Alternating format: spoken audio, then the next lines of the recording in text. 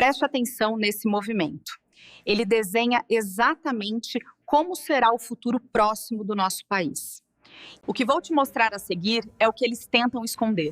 Fique até o fim, pois preciso da sua ajuda para responder uma questão vital. Eles querem esconder, nós mostramos. Mas precisamos de você.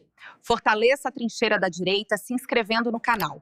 Qual o exame que você faz dessa notícia e o impacto que ela pode ter? O impacto disso é gigantesco, Fred, porque nós tivemos hoje a última pedra do quebra-cabeça que mostra o que realmente está acontecendo nos bastidores, por que a família Moraes possivelmente está ganhando tanto dinheiro, por que houve um enriquecimento tão grande da família nos últimos anos.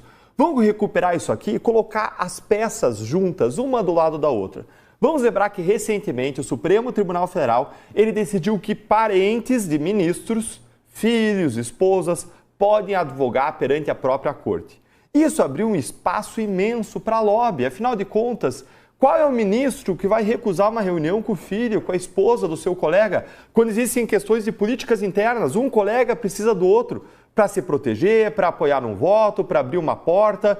Então, existe um relacionamento próximo entre eles e é claro que as portas vão estar abertas, especialmente para parentes, esposas, filhos, e abrir um espaço para lobby gigantesco que a gente já sabia que ia acontecer com um crescimento aí imenso do patrimônio dos familiares.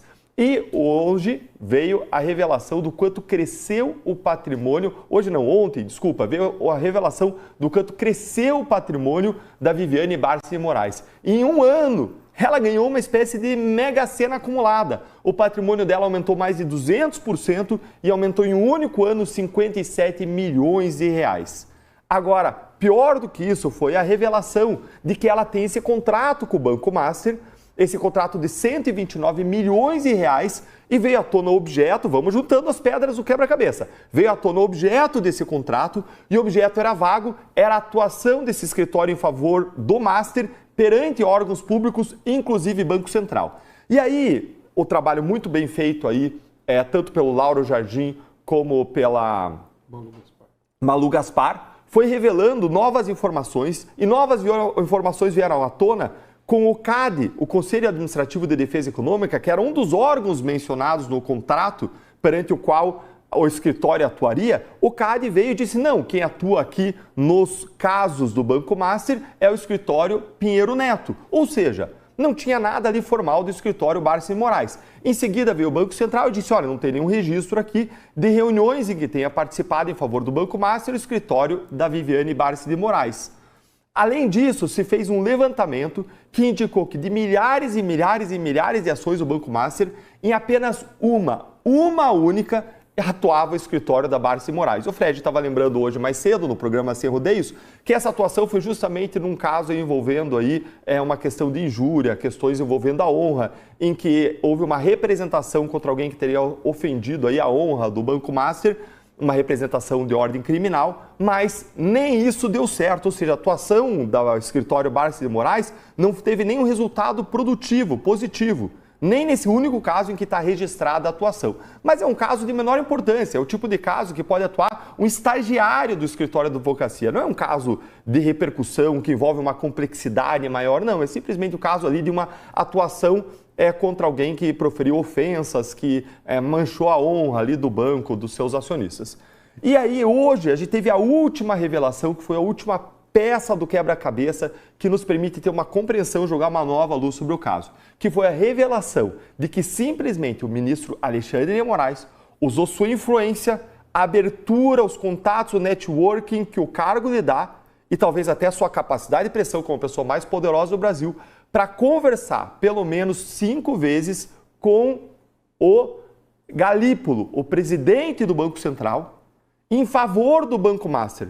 E a notícia dá conta de que essa conversa teria sido para favorecer o Banco Master na sua aquisição pelo BRB, pelo Banco de Brasília. O que a gente sabe que hoje seria uma medida altamente contrária ao interesse público, porque o Banco Master está envolvido nessas fraudes multibilionárias e ele seria comprado, ele teria seu problema resolvido pela compra dele pelo BRB, que assumiria essa dívida sem fim do Banco Master, assumiria debaixo do seu guarda-chuva essas fraudes bilionárias. Agora, o que é errado e absurdo nesse caso? É errado e absurdo que o ministro Alexandre de Moraes use do poder que ele tem, da função pública que ele tem, para favorecer interesses privados em favor de um cliente do escritório de advocacia da sua esposa, que não tem serviços prestados conhecidos em favor do Banco Master, foi consultado ao próprio escritório da advocacia, não trouxe nenhuma informação à tona e, mais ainda, advogados ouvidos do mercado falaram que esse contrato da Barça de Moraes com o Banco Master, ele está acima do valor de mercado e até agora a gente não tem praticamente nenhuma evidência de serviços jurídicos prestados. Então fica a grande interrogação em cima de tudo isso, que é: qual é efetivamente o serviço prestado? Teve alguma consultoria? Teve alguma coisa que não veio à tona? Ou o que foi contratado, na verdade, foi a influência poderosa da família e talvez até do ministro? São hipóteses que vêm à tona, inclusive hipóteses de infrações políticas, administrativas, criminais, que devem ser investigadas. E isso cabe ao Senado Federal. É o escândalo mais grave de conduta irregular de ministro da história conhecida do Supremo Tribunal Federal. Fora, claro, algumas delações foram arquivadas, enterradas pelo próprio Supremo Tribunal Federal, mas aquilo que veio à tona, sem ter por base delação que não foi para frente, é o que a gente tem de concreto de mais grave, talvez até na história de todo o Supremo Tribunal Federal, envolvendo o ministro Alexandre de Moraes. É um grande escândalo que demanda, grita por providências. Perfeito, Deltan. Kilter, eu queria ouvir sua opinião a respeito também desse tema.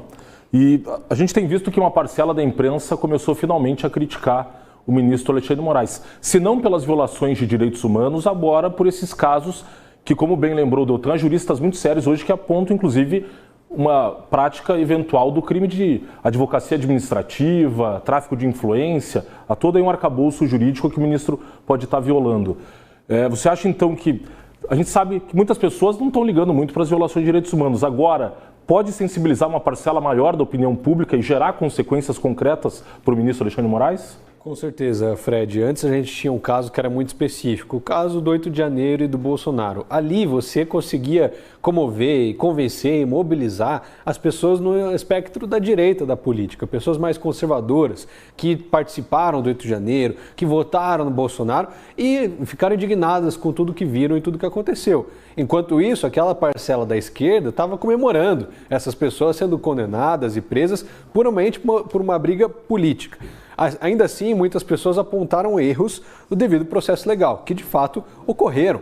Pessoas que estavam no 8 de janeiro jamais deveriam ser julgadas pela STF. Isso deveria ter ido para a primeira instância.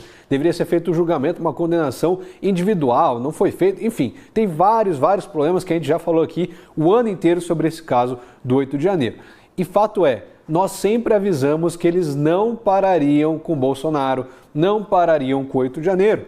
Pois bem, Bolsonaro está preso, está na cadeia, condenado a mais de 20 anos de prisão, não consegue se comunicar com ninguém, não consegue falar com ninguém, está nas mãos do STF, praticamente não tem mais simbolismo nenhum para a esquerda, não apresenta ameaça nenhuma para a esquerda, mais o Bolsonaro preso.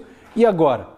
Agora continuam as demais ilegalidades e abusos que nós apontamos que o STF vem cometendo. Mas parece que sem o Bolsonaro, sem o pessoal do 8 de janeiro na frente, a galera agora da velha imprensa está começando a perceber aquilo que a gente está falando já fazem anos. Infelizmente, levou muito tempo, mas finalmente eles estão agora vendo. Diversas personalidades e pessoas da Globo estão batendo toda semana no Alexandre de Moraes no STF. Isso no mínimo, chama muita atenção do público que já é de direita e está há anos denunciando esses abusos. Então, sim, fico feliz que a imprensa está denunciando isso. Talvez, a gente sabe, Fred, Deltan, que é o centrão que move o Brasil, que é o centrão que tem o poder. É o centrão que tem a maioria do STF, é o centrão que tem a maioria do Congresso, é o centrão que tem a maioria do Senado, é o centrão que tem uma parte do dinheiro. Quando eles dizem sim, é sim. Quando eles dizem não, é não. Às vezes, a direita e a esquerda influencia a mais do que deve, mas na grande medida é o centrão que decide, como foi o impeachment da Dilma. Só aconteceu porque o centrão disse sim, entramos de acordo com a direita, vamos votar a favor do impeachment. E aconteceu. Agora, me parece que a gente está caminhando para isso. Um centrão cada vez mais convencido a colocar limites no STF. Agora, Se isso vai significar a gente tirar aí o tempo ilimitado dos ministros de ficarem lá na corte, colocar um tempo de mandato, se vai reduzir as decisões monocráticas, o que vai ser feito, tem um grande campo aí para se discutir. No fim do dia vai depender do presidente do Senado, que é o Davi Alcolumbre.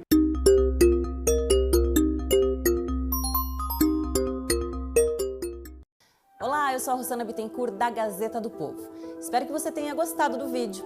Aqui na tela você pode clicar em outras opções para continuar acompanhando nossas análises e comentários. E não esqueça, assinando a Gazeta do Povo, você apoia o jornalismo independente, garante acesso a conteúdos exclusivos e fortalece o nosso trabalho aqui no YouTube. Muito obrigada! Agora responda aqui embaixo o que você achou sobre tudo isso. Vou ler e responder a todos. Até a próxima!